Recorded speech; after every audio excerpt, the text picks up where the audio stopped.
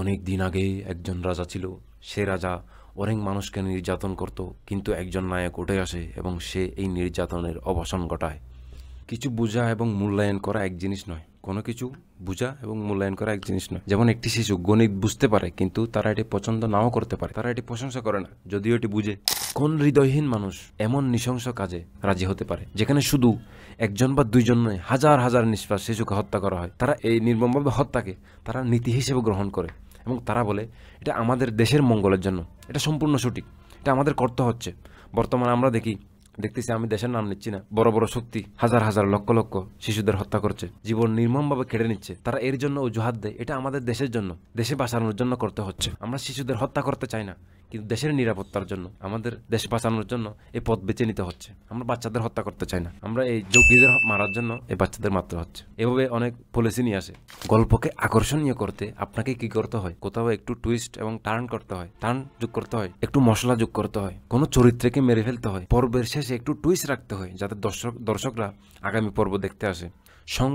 সংবাদ শিল্পেও তারা কি চেষ্টা করে? তারা আপনাকে খবরটি গল্পের আকারে দেওয়ার চেষ্টা করে, শুধুমাত্র এটিকে আকর্ষণীয় করার জন্য। যদি তুমি এই গল্পে মনোযোগ দাও, এটা তোমার বিশ্বাসকে সাহায্য করবে, এটা তোমার ইমানকে সাহায্য করবে। আজকের যুগে মানুষকে মনোযোগ সাধারণত 30 সেকেন্ডের বেশি কোনো একটা বিষয়ে ধরে রাখা অনেক কঠিন, কিন্তু আকর্ষণীয় বিষয় তারা ঘন্টার পর ঘন্টা মুভি দেখে। এর কারণ মুভি বা সিরিজে এমন কিছু উপাদান ব্যবহার করা হয় যা মানুষের দৃষ্টি ও মনোযোগ আকর্ষণ করে এবং তাদেরকে মগ্ন রাখে। মানুষ যখন গল্প শুনে বা কোনো একটা গল্প দেখে, মানুষের জানতে ইচ্ছা করে তারপর কি হলো, তারপর কি হলো, এটা আগ্রহ করে মানুষকে। এই গল্প কাদের জন্য? লিকৌমি ইউমিনুন, এমন একদল মানুষের জন্য যারা তাদের ইমান বিকাশ করতে চায়। এমনকি প্রাণী জগতেও এমন প্রাণী আছে যারা তাদের বাচ্চার উপর যদি আক্রমণ হয়, আপনি ইউটিউবে দেখবেন, ভিডিওর মধ্যে দেখবেন, যখন একটি বাচ্চা গরুর বাচ্চাকে একটি সিংহ আক্রমণ করে, তার মা সিংহের পিছনে যায়, যদিও জানে তার কিছু করার নেই, যদিও গরুর বাচ্চাটি কোনো সম্ভাবনা নেই, বাঁচার সম্ভাবনা নেই, তার কোনো সুযোগ নেই, তবুও সে চেষ্টা করে, কারণ সে আমার বাচ্চা, আমি তাকে এমনি ছেড়ে দিতে পারবো না। এই প্রাণী জগতের প্রাণী জন্তুর সহজাত প্রবৃত্তি কাজ করে। এই মানুষের কাছে এটিও নেই, প্রাণীর মধ্যে যেটা আছে এটাও তাদের মধ্যে নেই, চূড়ান্তভাবে দুর্বল।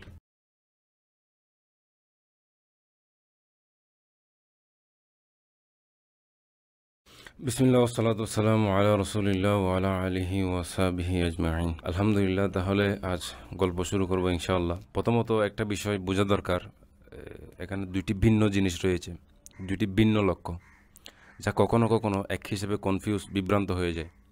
একদিকে আমাদের সবার কোরআন বোঝার চেষ্টা করা গুরুত্বপূর্ণ, এটা বলা খুব সহজ সরল একটি কথা, আমরা কোরআন বুঝতে চাই। কিন্তু আর একটি সম্পূর্ণ ভিন্ন লক্ষ্য হলো কোরআনকে অ্যাপ্রিসিয়েট, মূল্যায়ন করা, কদর করা, প্রশংসা করা বা উপলব্ধি করা। এই দুইটি ভিন্ন জিনিস, এগুলি এক নয়। কিছু বোঝা এবং মূল্যায়ন করা এক জিনিস নয়। কোনো কিছু বোঝা এবং মূল্যায়ন করা এক জিনিস নয়। যেমন একটি শিশু গণিত বুঝতে পারে, কিন্তু তারা এটি পছন্দ নাও করতে পারে, তারা এটি প্রশংসা করে না যদিও এটি বুঝে। আপনি এখন দেখছেন আমাদের ইসলামিক স্টাডিজ শিক্ষা, বক্তৃতা, সম্মেলন, সেমিনার, কোর্স, সব কিছু বেশিরভাগ সময় কী নিয়ে কেন্দ্রীভূত? বোঝার উপর।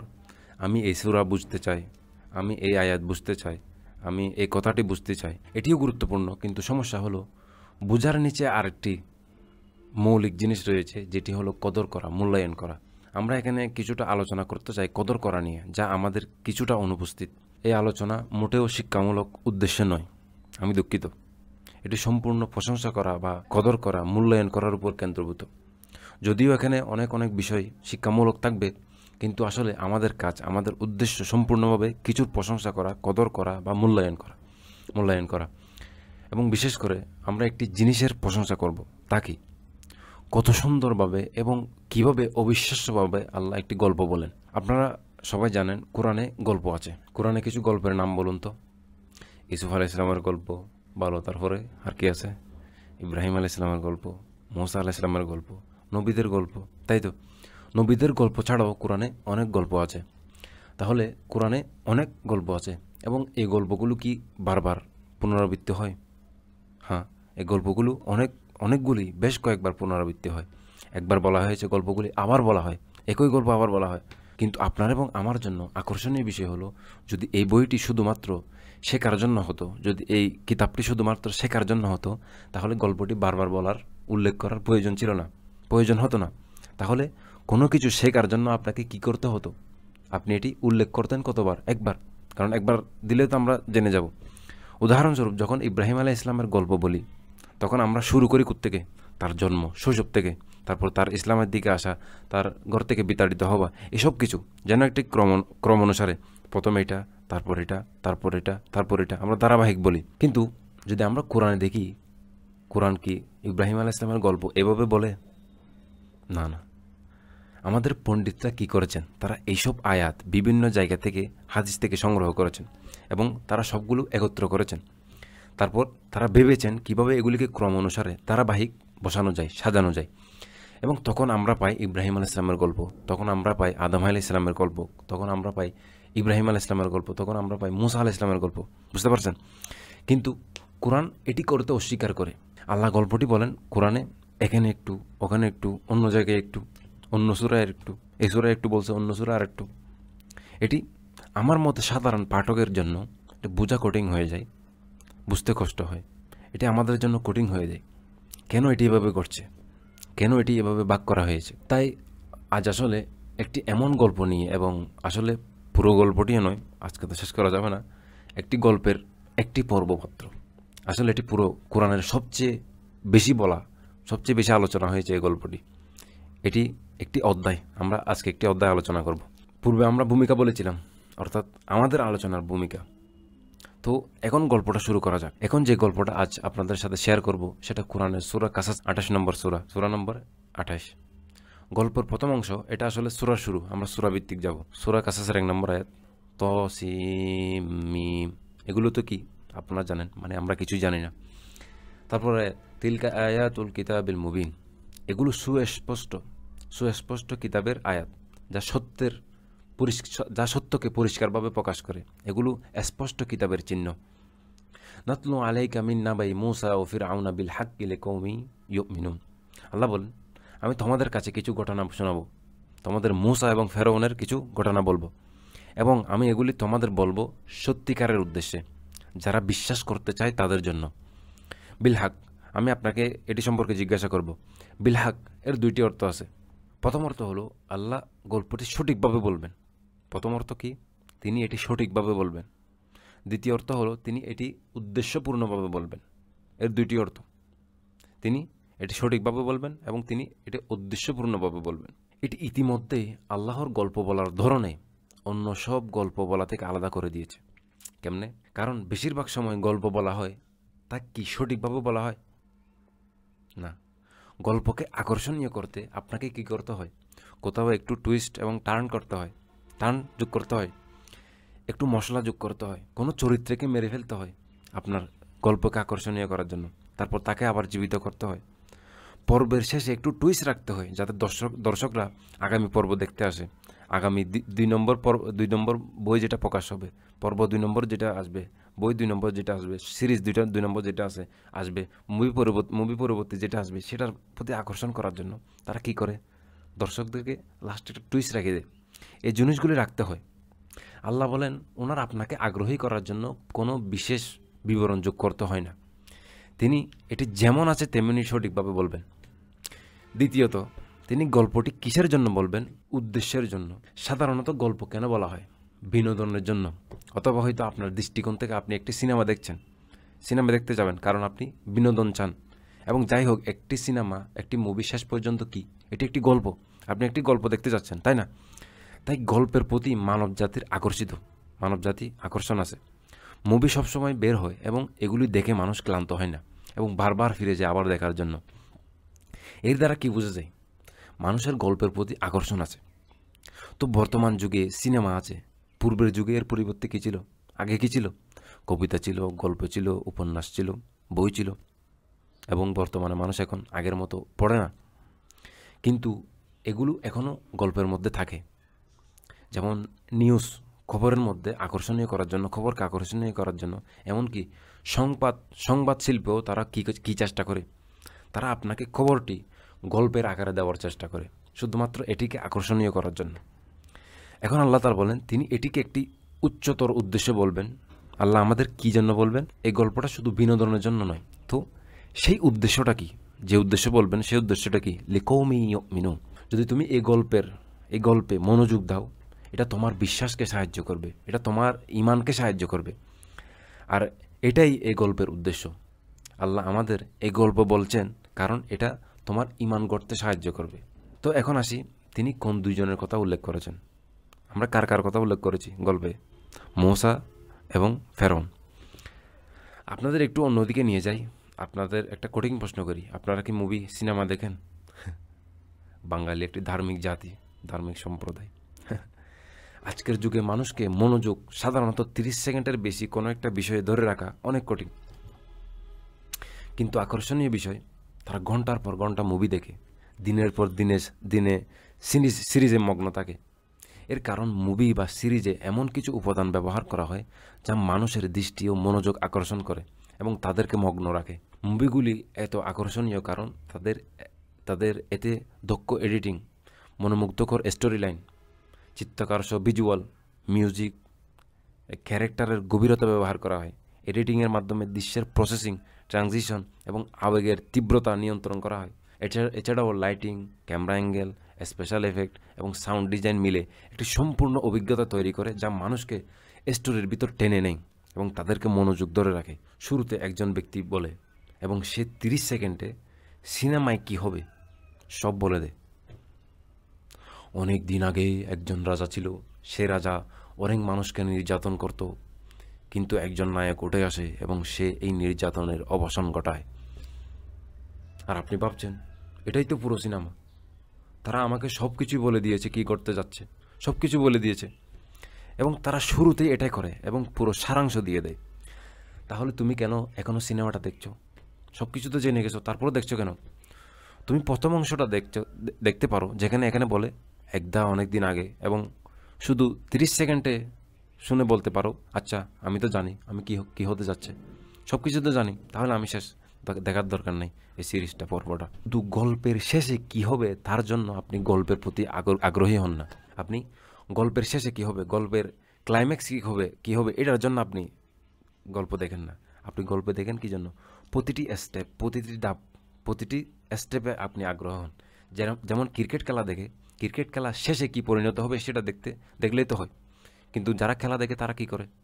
তারা প্রতিটি বল, প্রতিটি ওভার, তারা প্রত্যেকটা বল দেখে, তারা প্রতিটি ওভার দেখে, সেটা জানতে চায়, প্রতিটি স্টেপ, প্রতিটি ধাপ আগ্রহী হয় তারা। এই জন্য গল্পকে আরবিতে বলা হয় কিসসা, এবং এই শব্দটি এসেছে কাসাস থেকে। আর কাসাস মানে হলো একটি ধাপ, কারণ তুমি পরবর্তী দৃশ্যের প্রতি আগ্রহী। মানুষ যখন গল্প শুনে বা কোনো একটা গল্প দেখে, তো মানুষের জানতে ইচ্ছা করে তারপর কি হলো, এটা আগ্রহ করে মানুষকে। তো আর যখন আমরা তারাবি পড়ি আর বিরতি নিতে চাই, তারাবির মধ্যে কোনো কারণে বের হতে হচ্ছে, তখন আমরা কি করি? আমরা মসজিদ থেকে বের হয়ে যাই, আমরা বাইরে যাই, যা করার করি, তারপর ফিরে আসি। কিন্তু যদি কেউ সিনেমা দেখে, মুভি দেখে বিরতি নিতে চায়, তখন সে কী করে?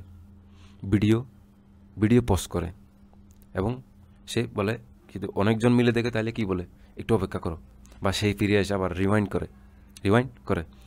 কেউ কি মসজিদে ফিরে এসে ইমাম সাহেবকে বলে, আমি এক রাকাত পাই নাই, ওই রাকাতের কেরাতগুলো আবার শুরু থেকে বলবেন, আপনি কি আবার দ্বিতীয় রাকাত থেকে শুরু করতে পারবেন? কারণ আমরা প্রতিটি কি জানতে চাই, প্রতিটি ধাপ, প্রতিটি স্তরে কি হয়েছে জানতে চাই। এখন আমি প্রশ্ন করি, এই গল্প কাদের জন্য? লিকৌমি ইউমিনুন, এমন একদল মানুষের জন্য যারা তাদের ঈমান বিকাশ করতে চায়, তারা তাদের বিশ্বাস বাড়াতে চায়। আল্লাহ যে উদ্দেশ্যে গল্পটি বলবেন তা হলো এটি আপনার দৃঢ় বিশ্বাস বাড়াবে। গল্পের এই অভিজ্ঞতা থেকে আমার এবং আপনার সবার জন্য এই আশা করা যে আমাদের ঈমান বৃদ্ধি পাবে, এবং আমরা আল্লাহর কাছে প্রার্থনা করি যেন তিনি আমাদের সেই অভিজ্ঞতা দান করেন, সেই মজা আমরা অনুভব করি। এখন আমরা শুরু করতে যাচ্ছি। এটি ছিল ভূমিকার মন্তব্য শুরু। আপনি জানেন, যখন আপনি একটি মুভি বা গল্প শুরু করেন, তখন সেখান থেকে যেমন লেখা থাকে, নিম্নলিখিত পর্দার জন্য ফরম্যাট করা হয়েছে, বা দর্শকদের বিচক্ষণতার পরামর্শ দেওয়া হয়, বা অভিভাবক নির্দেশনা 18+, 16+, 17+। যদিও এই সিনেমা মানুষকে বিভ্রান্ত করে এবং অভিভাবক সন্তান উভয়কে বিভ্রান্ত করে যখন তারা এগুলি দেখে। যাই হোক, সেই ভূমিকা বা পর্দা যা আপনাকে বলে, দেখুন কখনো কখনো তারা এমন একটি পর্দা দেখায় যেখানে লেখা থাকে সিনেমাটি ঐতিহাসিক ঘটনার উপর ভিত্তি করে বা প্রকৃত ঘটনার উপর ভিত্তি করে এই আলোচনাটা বা এই গল্পটা বা এই মুভিটা। অবশ্য আপনি এগুলো তো দেখেন না, মুভি দেখেন না, আপনারা বুঝবেন না। তাহলে প্রথমে কয়েকটি আয়াতে কি ঘটেছে? এগুলো হলো অলৌকিক বইয়ের আয়াত। আমরা আপনাকে মূসা এবং ফেরাউনের বিবরণ সঠিকভাবে বলতে যাচ্ছি এমন একদল মানুষের জন্য যারা বিশ্বাস করতে চায়, নিম্নলিখিত তাদের জন্য যারা তাদের ঈমান বিকাশ করতে চায়। এখন সিনেমা শুরু হতে চলেছে। আমরা এখন গল্পে প্রবেশ করতে যাচ্ছি। যাই হোক, যখন আমরা গল্প বলবো, আল্লাহ তাআলা কোরআনে যেভাবে বলেছেন ক্রম অনুসরণ করেছে, আমিও চেষ্টা করব সে অনুসরণ করার।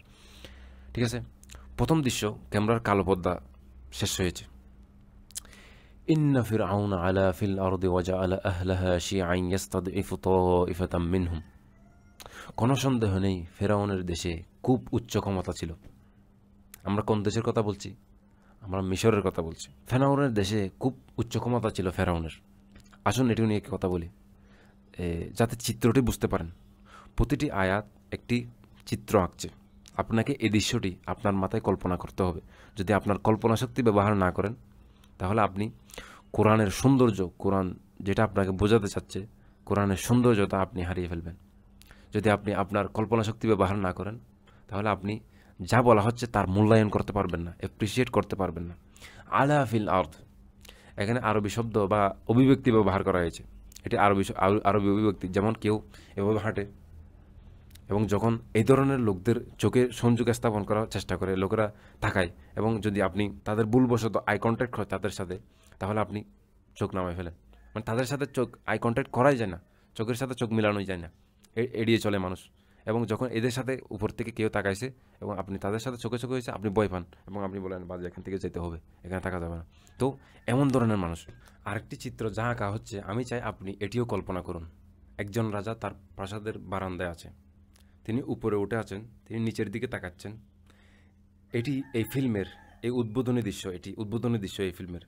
তিনি কি দেখছেন? তার রাজা বারান্দা থেকে কি দেখছে? তার সৈন্যরা বর্ষা নিয়ে দাঁড়িয়ে আছে, অস্ত্র নিয়ে দাঁড়িয়ে আছে, সারি সারি দাঁড়িয়ে আছে। আলা ফিল আরদি ওয়া জাআলা আহলাহা শিয়া'আন, সে জনগণকে নিয়ে তাদের দলে দলে ভাগ করেছিল। এখন আমাদের বলা হচ্ছে যে মিশরের ভূমি একাধিক রাজনৈতিক, জাতিগত, ধর্মীয় দলে ভাগ হয়ে গিয়েছিল। প্রতিটি দলকে ফেরাউন বিভক্ত করেছিল। এটি তার রাজনৈতিক কৌশল ছিল যে পুরো জনগণকে নিয়ে তাদের দলে দলে ভাগ করো। এবং এখানে দলের জন্য যে শব্দটি ব্যবহার করা হয়েছে তা হলো শিয়া'আন, যা শিয়ার বহুবচন। শিয়া শব্দটির অর্থ আসলে এমন একটি দল যারা নিজেদের রক্ষা করতে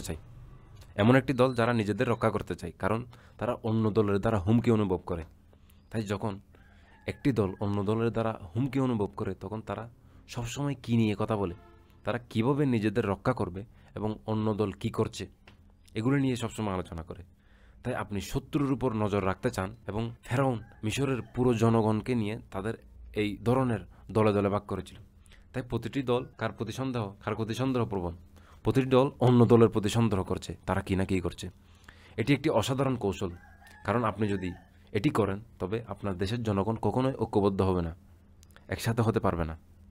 এবং যদি তারা কখনোই ঐক্যবদ্ধ না হয়, তবে তারা কখনোই সেই জুলুমকারী রাজার বিরুদ্ধে দাঁড়ানোর জন্য যথেষ্ট শক্তিশালী হবে না। কারণ তারা তাদের সমস্ত শক্তি কোথায় ব্যয় করবে? একে অপরের সাথে লড়াই করতে, একে অপরের সাথে যুদ্ধ করতে। এবং যদি তারা এতে দুর্বল হয়, তবে উপরে থাকা রাজা, উপরে থাকা দুর্নীতিগ্রস্ত সরকার, তারা যা খুশি তাই করতে পারে এবং তারা তা পার পেয়ে যায়। কারণ তাদের পিছনে ঐক্যবদ্ধ হবে কারা? তাদের পিছনে তো কেউ নেই, সবাই দলে দলে ভাগ করা। এই মানুষেরা একে অপরের প্রতি এতটাই ঘৃণা করতো যে তারা একটি ঐক্যবদ্ধ প্ল্যাটফর্মে দাঁড়াতে পারতো না। তারা এত অপরকে এত বেশি ঘৃণা করতো।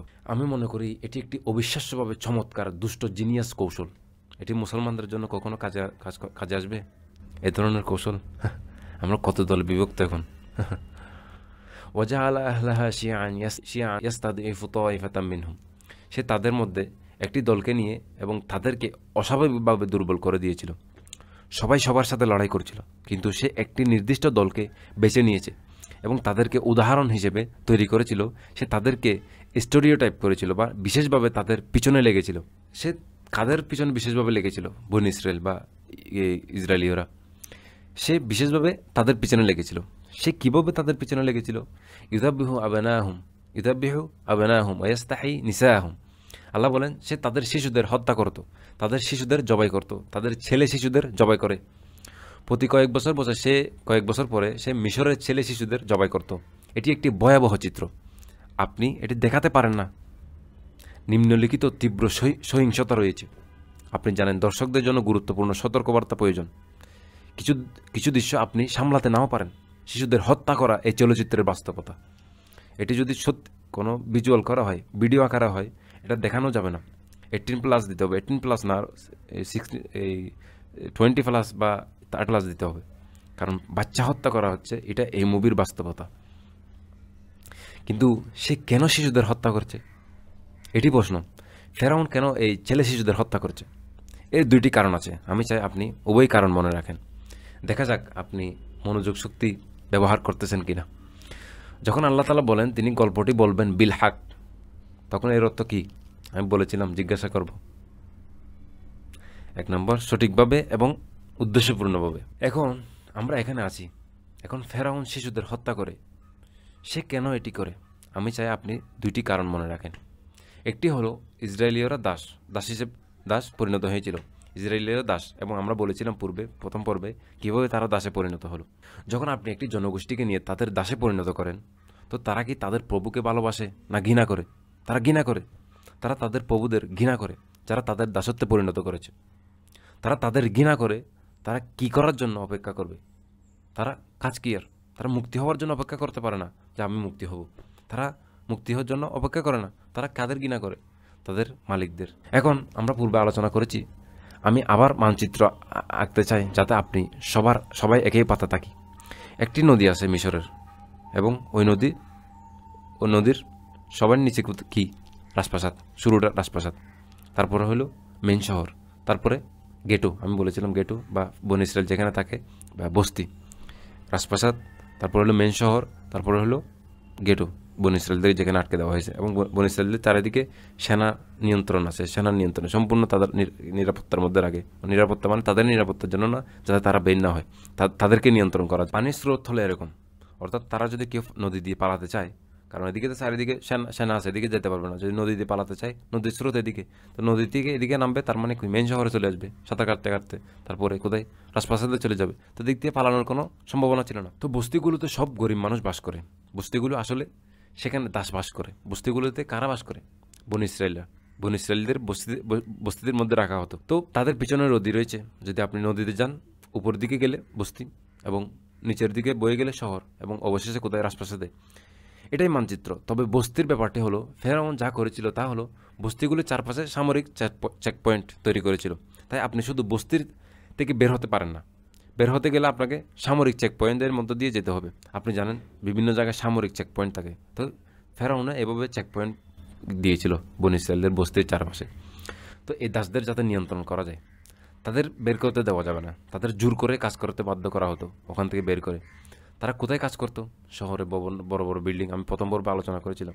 যখন তাদের কাজ শেষ হয়, তখন তাদের কোথায় ফিরে যেতে হতো? এই বস্তিতে। তারা কি শুধু পালিয়ে যেতে পারে? না, কারণ সেখানে কি আছে? চেকপয়েন্ট। নদী দিয়ে কী হবে? নদী দিয়ে যেতে পারবে? আমি তো বলেছি নদী দিয়ে পালানোর কোনো সম্ভব না। নদী যদি নামে, শহরের দিকে চলে যাবে, কারণ স্রোতের উল্টা দিকে সাঁতার কাটা যায় না, তারা মারা যাবে। তাই তাদের পালানোর কোনো উপায় ছিল না। এখন এই মানুষেরা স্পষ্টতই অনেক লক্ষ লক্ষ মানুষ ছিল, লক্ষ লক্ষ জনসংখ্যা। তাদের শিশু আছে, তাদের পরিবার আছে, তাদের সন্তান আছে।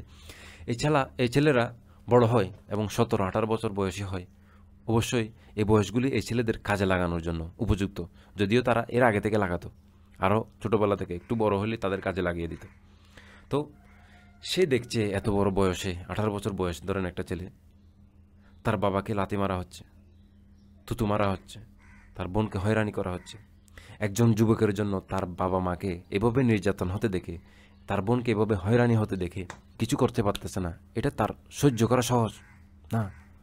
যদি আপনি মিশরে এমন যুবকের একটি বড় জনগোষ্ঠী থাকে যারা ক্ষুব্ধ, তাহলে আপনি একটি বিপ্লবের মুখোমুখি হতে পারেন। কারণ তারা প্রতিদিন দেখতেছে তার বাবাকে অসম্মান করা হচ্ছে, তার মাকে অসম্মান করা হচ্ছে, একটু উল্টা হলে মারতেছে, মেরেই ফেলতেছে। তো আপনি যদি এই জনসংখ্যা নিয়ন্ত্রণ না করেন, তাহলে কি হতে পারে? বিপ্লবের মুখোমুখি হতে পারেন। তাই আপনি কি করেন? আপনাকে যুবকের জনসংখ্যা নিয়ন্ত্রণ করতে হবে। আপনি খুব বেশি যুবক রাখতে পারেন না, কারণ তারা জনসংখ্যা বেশি হয় তাহলে বিপ্লব হতে পারে। যুবকরা অস্থির, তারা বিপজ্জনক, তারা জিনিস যেভাবে আসে তেমন মেনে নেয় না, তারা পরিবর্তন দেখতে চায়, তারা আদর্শবাদী। আপনি জানেন তারা পরিবর্তনের জন্য লড়াই করতে চায়। তাই আপনি সব যুবকের পুরোপুরি নির্মূল করতে পারেন না। কেন? আবার সব যদি মেরে ফেলেন তাহলে কী হবে? কাজের জন্য মানুষ লাগবে, কাজের মানুষ থাকবে না তখন, কারণ তাহলে আপনার কর্মী থাকবে না। আপনি কিছু যুবক প্রয়োজন, তাদের জনসংখ্যা সব শেষ করা যাবে না।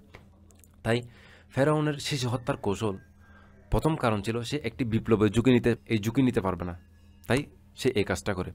বলেছিলাম দুইটি কারণ। আরেকটি কারণ হলো আমরা জানতে পারি ফেরাউন আসলে একটি স্বপ্ন দেখেছিল যে এই ছেলেদের মধ্যে, অর্থাৎ এই বনী ইসরায়েলদের মধ্যে থেকে একজন উঠে এসে তার রাজ্য ধ্বংস করবে। সে এই দুঃস্বপ্নটা দেখেছিল, তাই সে ঝুঁকি নিতে চায় না।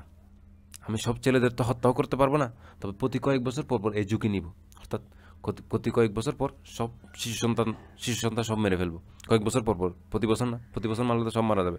তো প্রতি কয়েক বছর পর পর সে বাচ্চাদের হত্যা করতো, যাতে সেই ছেলে উঠতে না পারে। যাই হোক, এই দুইটি বিষয় যৌক্তিকভাবে সংযুক্ত। কেন এই যুবক উঠবে? কারণ স্পষ্টতই তারা দাসত্বে আবদ্ধ।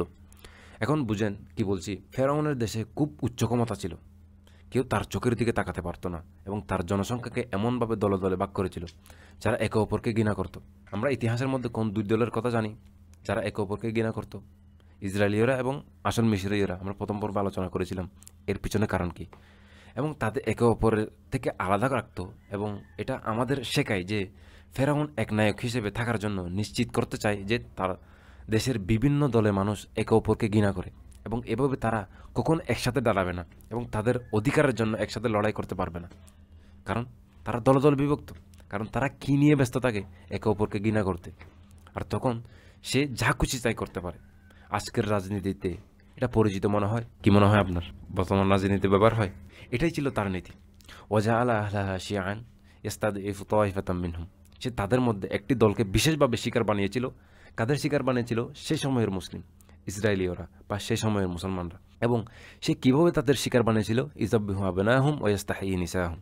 সে তাদের ছেলেদের হত্যা করত এবং তাদের মহিলাদের বাঁচতে দিত। এবং কেন মহিলাদের বাঁচতে দিত? কারণ সে এখনও ভবিষ্যতের দাসের কথা চিন্তা করে, তাই না? সে এখনও পরে আবার সন্তান চাইতো, কারণ তাদের এখনও নতুন শ্রমিক প্রয়োজন। যদি সব মেরে ফেলে তাহলে শ্রমিক তো পাবে না। শুধু তাদের জনসংখ্যা খুব বেশি হতে না দেওয়া, এটা ছিল তার পলিসি। তাই সে শিশুদের হত্যা করত। তো এখন ভূমিকা বলছেন কিভাবে সে এটা করত, তাই না? এবং আল্লাহ তাআলা বলেন ইন্নাহু কানা মিনাল মুফসিদিন। সে ছিল সেই ধরনের মানুষ যারা সবচেয়ে জঘন্য। আমরা এখনও এই ছবির ভূমিকায় আছি। এই রাজা খুব বেশি উচ্চ ক্ষমতা আছে। সে জনগণকে কিভাবে ভাগ করেছিল? দলে দলে। তারপর সে একটি দলকে নিয়ে তাদের বিশেষভাবে দুর্বল করেছিল। কীভাবে? তাদেরকে গেটোস বা বস্তিতে রেখে। এবং প্রতি কয়েক বছর পর সে কী করে? ছেলে শিশুদের হত্যা করে।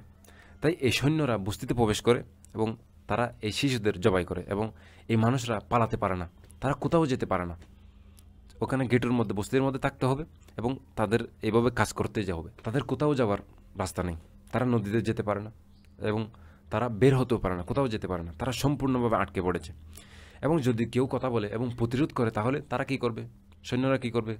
তারা পুরো পরিবারকে হত্যা করবে। তাই তাদের নিষ্ক্রিয়ভাবে বসে থাকতে হয় এবং তাদের একজনকে জবাই হতে দেখতে হয়, তার বাচ্চাকে জবাই হচ্ছে, কিছু বলতে পারবে না। তারা এর বিরুদ্ধে কিছুই করতে পারে না।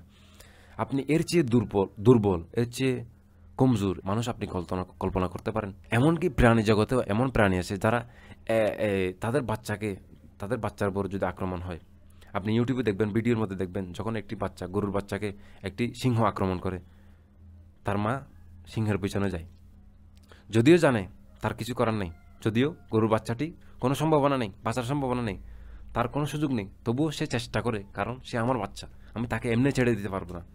এই প্রাণী জগতের, প্রাণী জন্তুর সহজাত প্রবৃত্তি কাজ করে। এই মানুষের কাছে এটিও নেই। প্রাণীর মধ্যে যেটা আছে এটাও তাদের মধ্যে নেই। চূড়ান্তভাবে দুর্বল। নিজে থেকে বাচ্চাকে রক্ষা করার সবচেয়ে মৌলিক প্রবৃত্তি, এমনকি তাও তাদের থেকে বিচ্ছিন্ন করা হয়েছে। আপনি এর চেয়ে দুর্বল কল্পনা করতে পারেন? এর চেয়ে দুর্বল হতে পারে না। ইস্তাদঈফু তাইফাতাম মিনহুম ইযাববিহু আবনাহুম ওয়া ইস্তাহয়ী নিসাহুম ইন্নাহু কানা মিনাল মুফসিদিন। সে নিঃসন্দেহে তাদের মধ্যে ছিল যারা প্রচুর দুর্নীতি সৃষ্টি করেছিল। কোন হৃদয়হীন মানুষ এমন নৃশংস কাজে রাজি হতে পারে, যেখানে শুধু একজন বা দুইজন নয়, হাজার হাজার নিষ্পাপ শিশুকে হত্যা করা হয়? তারা এই নির্মমভাবে হত্যাকে তারা নীতি হিসেবে গ্রহণ করে এবং তারা বলে এটা আমাদের দেশের মঙ্গলের জন্য, এটা সম্পূর্ণ সঠিক, এটা আমাদের করতে হচ্ছে। বর্তমানে আমরা দেখতেছি, আমি দেশের নাম নিচ্ছি না, যেখানে এই বড় বড় শক্তি হাজার হাজার লক্ষ লক্ষ শিশুদের হত্যা করছে, জীবন নির্মমভাবে কেড়ে নিচ্ছে। তারা এর জন্য অজুহাত দেয় এটা আমাদের দেশের জন্য, দেশে বাঁচানোর জন্য করতে হচ্ছে। আমরা শিশুদের হত্যা করতে চাই না, কিন্তু দেশের নিরাপত্তার জন্য, আমাদের দেশ বাঁচানোর জন্য এই পথ বেছে নিতে হচ্ছে। আমরা বাচ্চাদের হত্যা করতে চাই না, আমরা এই যোগীদের মারার জন্য এই বাচ্চাদের মারতে হচ্ছে। এভাবে অনেক পলিসি নিয়ে আসে যে বাচ্চাদের মারতে চাচ্ছি না, মারতে হচ্ছে, বাধ্য হচ্ছি আমরা।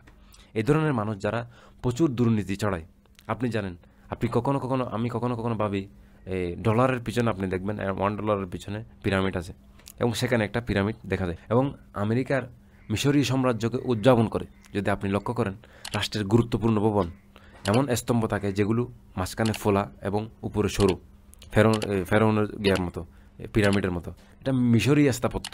তারা চায় তাদের প্রাচীন মিশরীয়দের মতো দেখতে, কারণ তারা তাদের দিকে তাকায়, তারা তাদের অনুসরণ করে।